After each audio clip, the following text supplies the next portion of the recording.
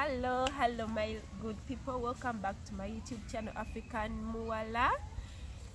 So in case you're new here, this is African Muwala, who brings you all the amazing, beautiful videos, village content. So today I've hosted Arena TL, and she's just right here. She's in my village, guys. So the other time she hosted me. Now today I decided to host her. So we are going to talk about a lot of things. So first, visit her channel. You go subscribe, like, comment, and share her videos. So today we are going to talk about I'm going to bring out a topic we are going to talk about. Oh, yep. Yeah. Now, as you're seeing me, this is our traditional wear, the Buganda kingdom. So we are going to talk about abominations in Buganda kingdom. So guys, many people are asking about the abominations. In case you're dating someone in Buganda, in case anyone who is in Buganda, these are the abominations made. Buganda kingdom, guys, Buganda kingdom is the largest kingdom in Uganda. Yeah. So first of all, some people may not understand what abominations are. Abominations. So what are they? Abominations are like taboos. Unacceptable like, behavior, which is not acceptable in the society. Yeah. That when it happens, sometimes it can lead you being chased out of the society.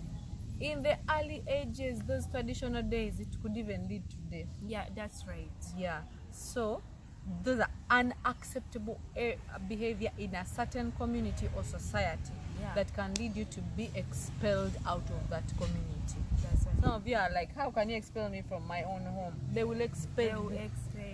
You've explained it very well. So there are lots of abominations, but let's say the main ones, which you'll be surprised of. The first one, it's an abomination for a woman to bear children out of wedlock, or a man to bear children out of wedlock.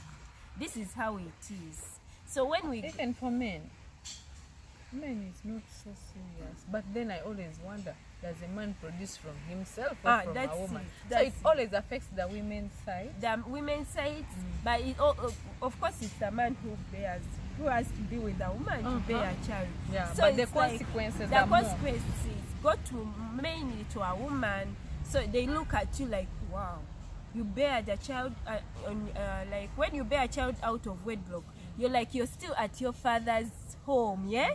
You're not yet married. It's like sex before marriage. It's like you have a curse on it. There is a curse upon you. They say you brought a curse upon our family. Most if you are the girl and the firstborn, or the eldest girl in that home, they'll say you brought a bad example to your little sisters. That curse may follow them, that all of them may end up having sex with men you may before they are married. To them, not a good example to them. So they look at you like, even they can, I don't know, they can build a small house where they put you. You can't even, you don't sleep in a main house anymore. And that is most cases what used to even lead to being chased away from home. Yes. Once you get pregnant, you go to that person who gave you the pregnancy. Yeah. They chase you out of home so that they say others will not take the bad example from you. Yeah. And you're not even allowed to enter the main house.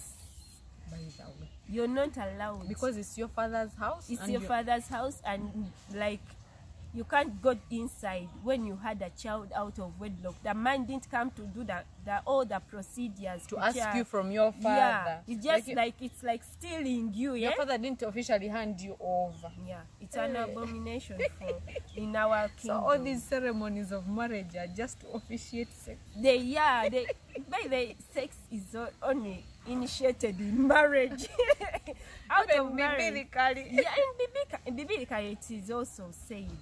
So we bring out the biblical thing and also the culture thing. And sex out of marriage is not okay. Only that the consequences in our tradition, my dear. So there is also this one.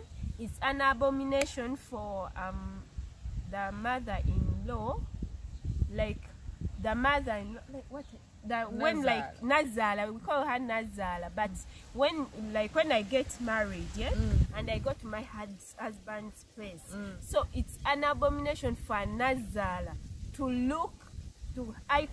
have eye contact with my husband, for my mom to have an eye contact with my husband, and then your husband's father to have eye contact with you. Yes, it's either way, guys. Have you understood that? Okay, it's like this. Imagine she's married to a certain man, Mr. So and so. So Mr. So and so cannot have direct contact with her mother. Yes, that is his mother-in-law, and she cannot have contact with Mr. So and so's father. It's an abomination. They say you die shaking. Yeah, you die shaking, like you end like shaking. It's like buko, in-law death. It's like an in-law death. Yeah, you die. This is serious, guys. It's not a lie. You die shaking. So that's why when I get married, my mom is not supposed to go like where the function is. Yes, because she may accidentally have eye contact with my husband. When my mom has to stay in the house for the whole function, since morning till evening, until my husband goes away. So she has to come. Also, she's not, and them too, and you with your father-in-law, they're not supposed to touch anything. For example, a cup, you don't use the same cup, the same basin, anything. Yes. So most cases when you're going to visit your father-in-law, in their culture, they'll buy some few things for you for me to use, basically for me to use. And also I shouldn't put on like mini skirts when I go to my father-in-law. It's an abomination. And you don't pass in the middle of his compound. Yes. That is and when you do that, they may even take you back to your family. They say your girl has caused an abomination in our family. Yeah. She wants to kill us. You're going to die shaking. Yeah. She's disrespectful. So they can chase you out of their family. If it's a strict family on the traditions, they can chase you. It's very strict by the way in our in our culture. It is really strict, and these things I'm telling you guys, we practice wife disgraced us. Yeah, she's a dismay to us. So we have, that is an abomination. It's also another abomination, guys. There is another abomination for married women to sleep with other men and other than their husband. That is infidelity. This is it. Here in Buganda, there is a saying, omusajja asajjalata. A man can bear kids or can have an affair with another woman, like when he's not the wife. But a woman to have an affair with a man, like when he's not your husband, it's really an abomination in our culture. It is paper balance. The boat is not balanced. It isn't balanced, but we are like that. That is our culture. It's an abomination. A man is not looked up like but the man went and slept with another and bear kids there, and the kids, when he bears kids from there, they bring them to the wife, the official wife, to raise them. Kids are not raised out of the official home. They have to be raised in the official home. Maybe if he goes ahead to marry the other wife officially, then they can grow up that side. But a woman bearing kids out of the official home, marriage, that those kids even can stay there, and also the woman might be chased away in marriage. Maybe if you have they will chase you. They will chase you. So guys, infidelity is bad. Infidelity is bad. Try as much to be as loyal as you are to the covenants that you have taken. Marriage is a ministry designed by God. I think you see our traditions are trying to align they try to align with the Bible. Even men should align. Is it only women? Even men should not commit. No. Men, you can make up your mind, marry one wife, be loyal to that one woman. You cannot marry the entire universe. Women are different. As you think the beautiful one is, there are many beautiful people in different ways. So be committed to one woman. You're tough. But that's our culture. There's also another abomination. Another abomination is incest. Like having an affair with your brother or sister, cousin, niece and nephew. Those are all incest. Auntie. Yeah, incest. Uncle. Those are all incest. So even your clan mates, like when I'm I'm from Mungabi clan, and I have an affair, like intimacy with Mungabi clan, even if they are not in your family. So these are, let me first explain to them the clans. Clans, these are, the kingdom has grouped different people in clusters, and they have those clans. Different clans have different names and totems. So you do not date anyone from that same clan. Sometimes our names can tell our clans or our lineage. So before you date someone, even ask them, you know, but from their name, if you can't tell their clan from their name, you ask more, what is your clan? Before you go further. Yeah, that's right. Yeah. So when you bear, like when you go ahead and you bear a child, like with your bro or sister or anyone, like when you perform that act of incest, so that child whom the one you've bared, hey, is not considered a child. Are you serious? Considered what? It's not even a bastard. Is what?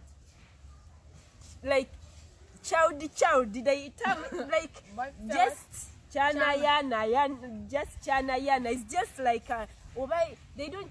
It's like an animal, but they consider it like an animal you've bared. Let me ask. Yeah. The kid doesn't know the mistake of their parents. But so why don't all these consequences, why aren't they all first channeled to the people who committed the offense, other than the innocent soul? The innocent soul is the one, also in that act, because they did. Is also the consequence of the act. So even if now you two people, like brother and sister, and you bear that child, so you're like you have brought disgrace to the family. They disown you in the family. Oh yeah. You're disowned, and you're taken, like even in the clan members sit and they disown you. They even tell you to name yourself other names. You give yourself other names so that you can make your own family there, and you don't come closer to that so clan that you don't anymore. Identify with this clan and the family anymore. It is not easy. But let me ask, in this world, with an entire village full of bootylicious girls all over, how can you get admiration for your sister? Thank you. Or your brother? It's also biblical. Incest is an abomination in the Bible. So that's it. That's what happens when you do that incest part. But in some cultures in Uganda, we cannot deny there are tribes where you can marry your cousin. Yeah. Your auntie's daughter is okay. Your uncle's daughter is okay. Yeah, in some other cultures. Cousin. But Buganda. Sometimes they say distant cousin. But for Buganda, whether distant or not, we are strict about that. Wow. So there's the last one, guys. An abomination, like vulgarity. We don't accept that. Using vulgar language. Vulgar language. Especially when you're talking to the elders. They just make a meeting for you. In my village, there's and you're beaten even if you're 50 years of age. You are beaten, like flogged. And in front of the community, when even the little kids are watching. Yeah. Even if you have a wife and children, they'll be watching you as you're being flogged. Yeah, that's right. But why would you be vulgar? Why would you? But they flog you, like even if you're 60 years, even if you have children. That is the first warning.